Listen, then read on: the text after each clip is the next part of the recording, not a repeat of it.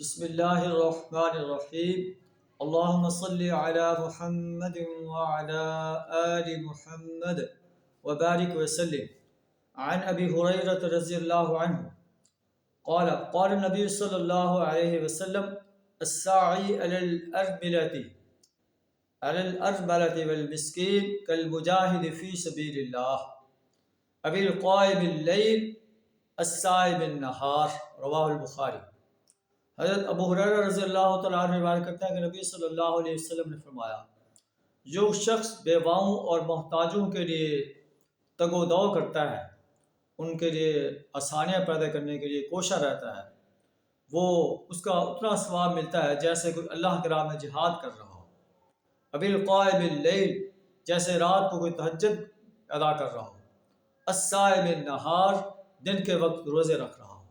تو یہ بیواؤں اور یتامہ کے لیے، ان کے بھلائیوں کے لیے کوشاں رہنا، اس کا اتنا اجر ہے۔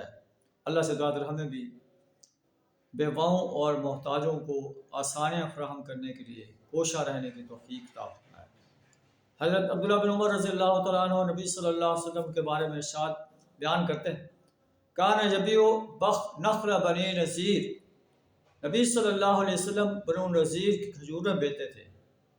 وہ نبی صلی اللہ علیہ وسلم کی ملکیت میں تھیں، تو وَيَحْبِسُ لِأَهْلِهِ قُوتَ سَنَتِهِمْ، اور اپنے اہل و عیال کے لیے سال بھر کی خوراک جمع کر لیتے تھے۔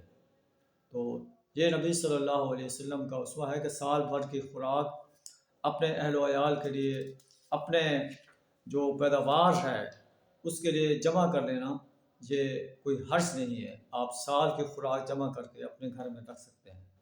اور اس سے جو بچتا تھا، ایک اور حدیث میں ہے، اسے نبی صلی اللہ علیہ وسلم اپنی جنگی صلاحیتوں کو بڑھانے کے لیے خرچ کرتے تھے۔